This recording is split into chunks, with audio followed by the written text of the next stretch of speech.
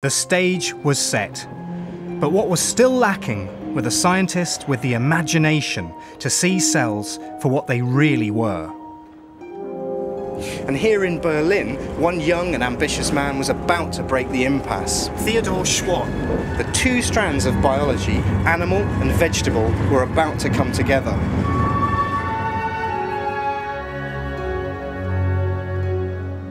At the time, Berlin was the European centre for anatomy, and the university the magnet for the most brilliant biologists around.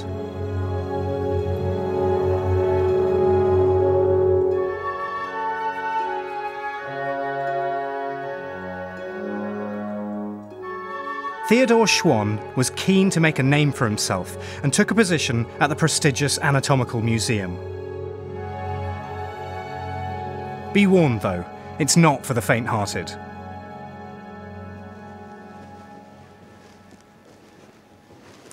The guidebook comments, boys will be admitted only in the company of their fathers or teachers, and of the female sex, only midwives will be granted admission.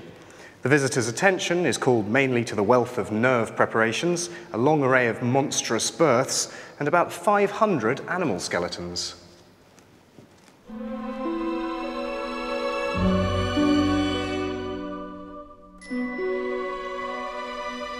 The field of anatomy was in chaos.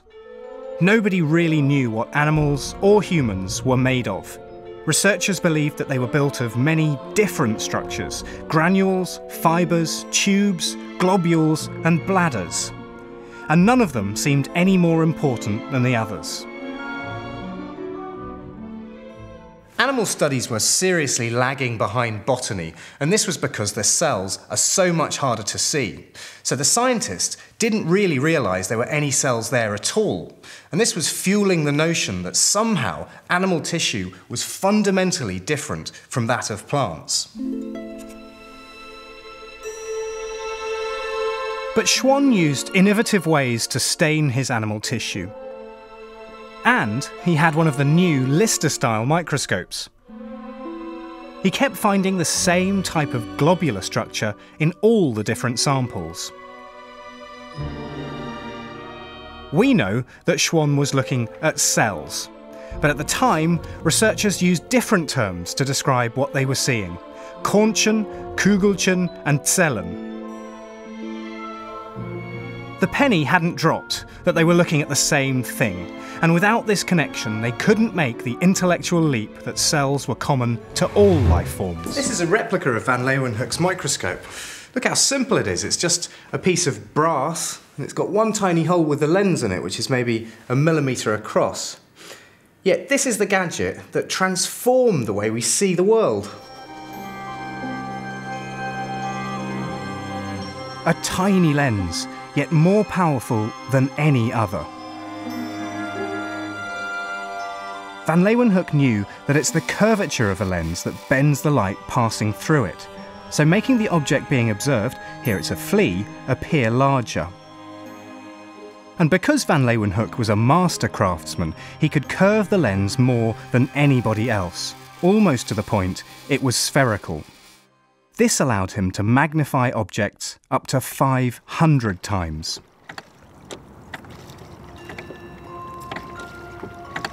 No one would make a more powerful microscope for over a century. So he now had the technology, but what did he look at? He went from linen to fleas to the sting of a bumblebee. In fact, pretty much anything he could get his hands on. And one of the things he looked at was water.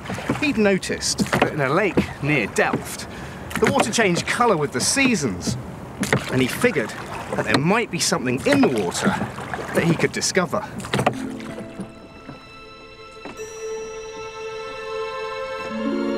Many of the fundamental breakthroughs of science seem so simple, so absurdly simple. But we shouldn't forget that until Van Leeuwenhoek, no one had the curiosity to find out what might be lurking in the water. He raced home to take a closer look with his microscope.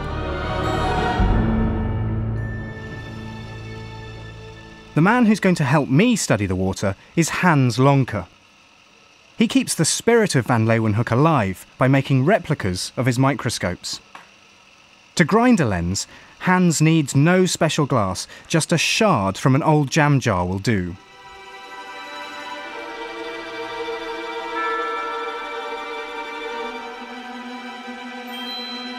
The only way to get enough curvature in the lens is to make it tiny. This was Van Leeuwenhoek's secret, and it requires great skill and patience. Van Leeuwenhoek built a staggering 247 microscopes, a new one every couple of months for over 50 years, and told nobody how he made them. We've placed a drop of my lake water onto a slide that slots into the device. With a bit of luck, I'll be able to see what Van Leeuwenhoek saw. Now, I've looked down a fair few microscopes in my time, and this is nothing like anything I've used before. It's fiendishly difficult to use, so I've got Hans with me just in case I can't see a thing. So what do I actually do? Where am I looking? At the wrong side, you must look through this hole. Yep. A very tiny hole. There's a lens in it. Yes. And the lens, through the lens, you see the sample that is put between the glass. So if I hold it up to the light, like this. Close to your eyes. And I can see... I can see green. There is a focusing knob. There's a focus? Yes, there is a focusing knob. This might be made... So I can move it actually away from my eye? This one, this is the focusing knob. Let me try that. It's so simple and it works so well. Yeah, that works. That really works. It's now in focus. Oh, wow. Oh my God, you can actually see moving creatures. Yes. Oh God, that's incredible. Misha's job here at the castle was to study the chemistry of white blood cells. He decided to look at the large nucleus at the centre of the cell and find out what it was made of. To do this, he needed two things: a ready supply of cells and a way of getting rid of the gloop so he could study the bare nucleus. Getting hold of white blood cells would normally have been tricky, but Tübingen was the ideal place. The region had been at war with Prussia.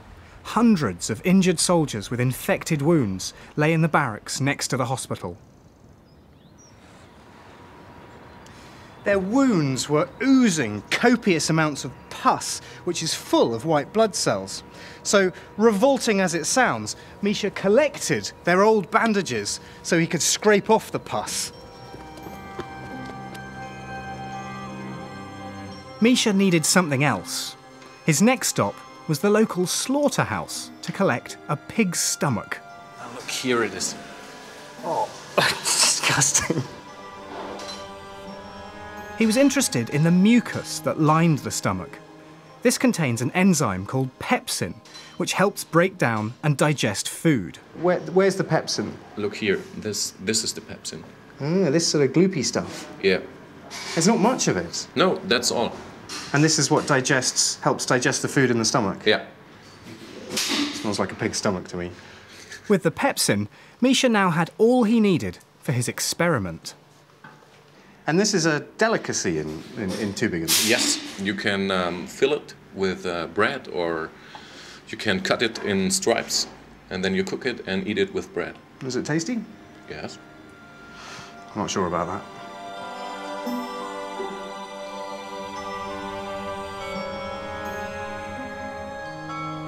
Misha carried the bandages and the pig's stomach back to the lab. If he was right, the pepsin would break down the white blood cells. Then, for the very first time, it would be possible to examine the dense nucleus at the heart of the cell. Nowadays, we do analysis like this using precision equipment. But of course, Misha didn't have any kit like that, so it wasn't easy. First, he had to scrape the pus from the bandages. Now, this is mayonnaise, but you get the idea. Then, he had to wash the pepsin out of the pig's stomach using an acid. and mixed it with the pus. After the enzyme had done its work and digested the cells, only then could he analyse the nucleus on its own.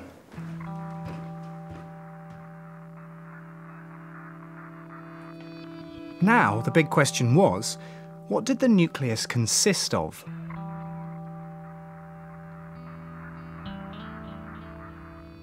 Misha spent months analysing its chemistry, and he found it contained a rather strange molecule. This molecule was made up of carbon, hydrogen, oxygen, and nitrogen. He knew these elements were found in all living things. But this molecule contained something extra, phosphorus, and that made it different. Very different. It was an entirely new kind of molecule. Because he found it in the nucleus, Misha called it nuclein. We now know it as DNA.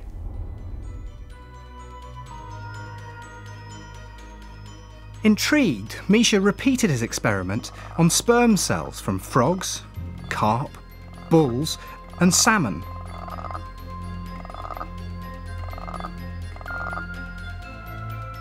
Every time he found exactly the same molecule. Incredibly, some of it has survived. Here in this test tube is some of the first DNA ever isolated. It's DNA from salmon sperm that Misha extracted in the 1870s. Now, it may not look like much, but this brown powder marks the beginning of a scientific revolution.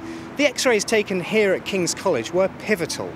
Producing them would be a painstaking job by a brilliant young scientist working with Wilkins, and her name was Rosalind Franklin.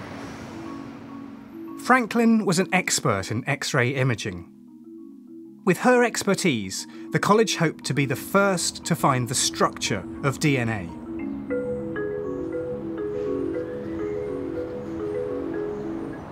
She worked in a new laboratory built in the basement, on the rubble of the old college which had been bombed.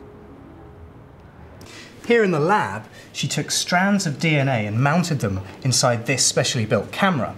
The camera chamber was filled with hydrogen to get the very best image. When the X-rays were switched on, they shone through the DNA and scattered in different directions, creating an image on a photographic film.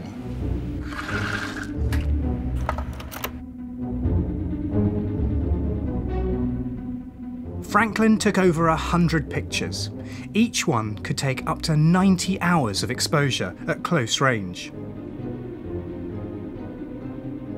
Once the photo was processed, she projected it onto the wall so she could calculate the exact distance between atoms.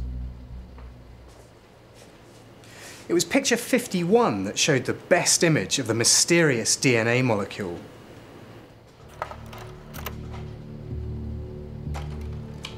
This distinctive X shape was the key that would reveal how DNA is built. But it was not Franklin's name that came to be associated with the discovery of DNA's structure. Wilkins was in close touch with scientists from Cambridge who were anxious to find the structure of DNA before American rivals. Unknown to Franklin, Wilkins gave Photo 51 to James Watson, an ambitious young scientist at Cambridge's Cavendish Laboratory. Having studied the photo, Watson and his collaborator Francis Crick had a sudden revelation. It would transform them into scientific celebrities and put the cell at the centre of world attention. This is the Eagle pub here in Cambridge. According to Watson, on February the 28th, 1953, Francis Crick strolled into this pub and announced to fellow drinkers, "We have found the secret of life." Now, if you ask me, this story is a little bit apocryphal, probably embellished with some dramatic license. Nevertheless, the sentiment is bang on and shouldn't be understated. This marks one of the truly great moments in the history of science.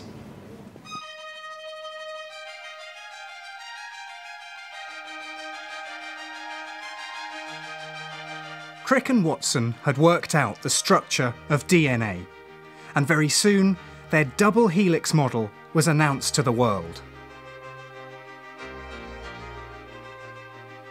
The structure of DNA is now the most famous image in all biology. What Crick and Watson showed is that it's made of two long strands intertwined into two spirals, with sugar and phosphate making up the backbone. But it's on the inside of the spiral where things get really interesting. On the inside are four molecules: adenine, thymine, cytosine and guanine. They're better known by their letters: A, T, C and G. They're called bases. What Crick and Watson discovered is that these four basic units pair up millions of times within the double helix, and they pair up in a very specific way. A always pairs with T, and C always pairs with G. A and T and C and G making up the rungs of the ladder within the double helix. What Crick and Watson realised is if you split the two strands of the DNA apart, you have all the information to make two new fresh pieces of DNA. Every time you have an A, it pairs up with a T. Every time you have a C, it pairs up with a G. So when you split them apart, you can replace the missing strand and make up a new double helix twice. Genius. This is The Origin of Species, the book in which Charles Darwin outlines the theory of evolution by natural selection. But this copy is unique and totally priceless. This is the first copy of the first edition, the one that the publisher sent to Darwin himself, hot off the press. Now, on page 484, there's a remarkable passage which gives an insight into what Darwin himself thought about the origins of life. All the organic beings which have ever lived on this earth have descended from some one primordial form into which life was first breathed. Now, this doesn't simply say that we humans have evolved from an ape-like ancestor. No, it goes much further than that. It suggested that all living things, from insects to elephants, from a hyacinth to a human, have evolved from one single common ancestor. And it flew in the face of the Bible's account of creation.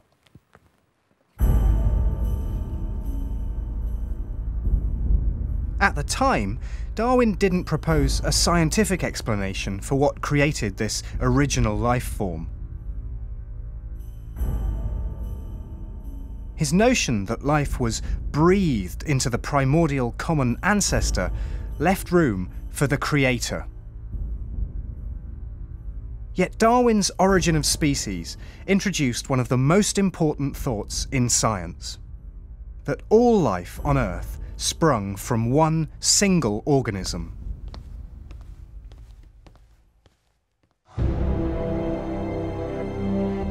But to know what that organism would have been, you have to turn to the other big idea around in Darwin's day. It was the theory that cells form the basis of all living things. When it was first proposed in the 1830s, this was a shocking revelation. From man to flowers to frogs, it showed we're all made up of the same building blocks. By the time Darwin published his work on evolution, cell theory was the new bedrock of biology. And crucially, scientists had shown that new cells are born only when existing cells divide. All living cells are descended from other cells. So in just 2 decades in the 19th century, scientists had come up with the two biggest ideas in biology: cell theory and evolution. And if you put the two together, there can only be one conclusion: that all life on Earth began with one single cell. Darwin himself never connected the two theories in such a direct way. But what he did do, just 11 years after publishing The Origin of Species, was make an unholy attempt to explain how life may have begun. He expressed this thought in a private letter to his botanist friend Joseph Hooker. And this time, there was no mention of the Creator. And this is it. It's incredible. I've studied Darwin for many years, but this is the first time I've ever seen one of his letters penned by his own hand. And I've got to tell you that his handwriting is appalling. But just listen to what he says. If we could conceive of some warm little pond with all sorts of ammonia and phosphoric salts, light, heat, electricity, etc. present, that a protein compound was chemically formed, ready to undergo still more complex changes. So Darwin had done a complete U-turn. No sign of the creator. He was now suggesting that life on Earth began with chemistry. No wonder he stopped going to church. So how did something as complex as DNA come into existence in the first place? Well, to answer that, some people turned to God, believing that DNA is so exquisite it shows the hand of some kind of intelligent design. Others turned to the stars.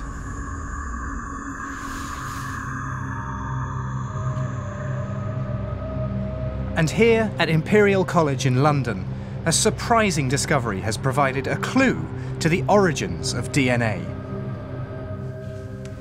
At the end of this corridor, pioneers in a field called astrobiology have spent years analysing rocks older than planet Earth itself.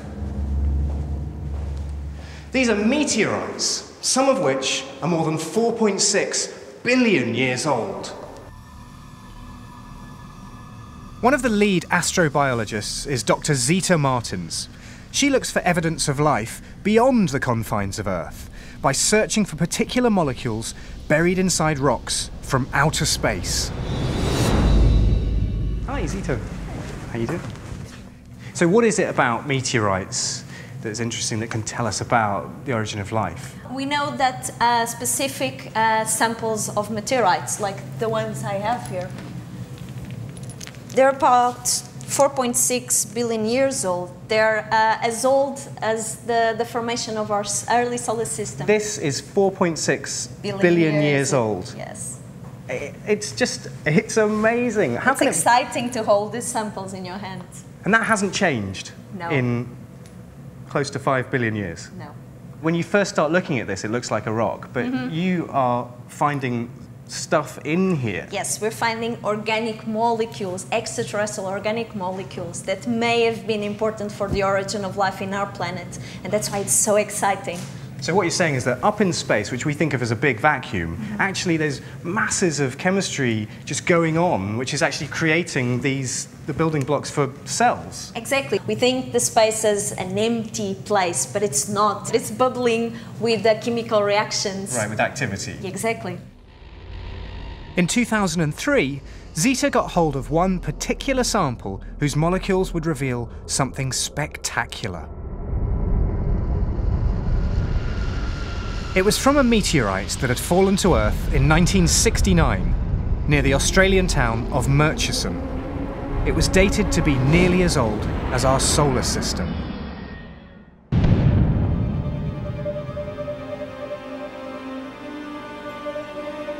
Thanks to new technology, Zita's now able to analyse the molecules inside the rock. And she's going to show me why this particular meteorite has made such an impact. Now, this is precious stuff, right? It is precious. So usually we only have access to milligrams of meteorite sample. So you have to be really careful and not mess up what you're doing. Yeah, I can feel a sneeze coming on. You might want to hold that away. I'm going to run away. It's essential that I don't accidentally ruin the evidence. So, the meteorite is sealed inside a glass tube to prevent contamination from DNA and other molecules on Earth. Once dissolved in solution, the sample can then be analysed by a machine capable of detecting the molecules that make up the genetic code. Okay, Zita, you've analysed the meteorite sample using this pretty awesome machine. Show me what you find. So what you find is something like this. This represents one of the bases of our genetic code. So this is a sort of signature for one of the letters that makes up the genetic code for all life. Exactly. And this comes out of a 4.5 billion year old meteorite. Exactly, this is present in the Murchison meteorite. It must have been mind-blowing to see that for the first time. Exactly, it was a very exciting and amazing moment, actually. I mean, conceptually, that's just out of this world. Well, literally out of this world. It is out of this world. Because what you're talking about is something which is absolutely inherent to life, to every single cell on Earth, and it existed before the Earth even existed. Mm-hmm. We finally have proven that components of our genetic code were in fact extraterrestrial and were present in a meteorite sample.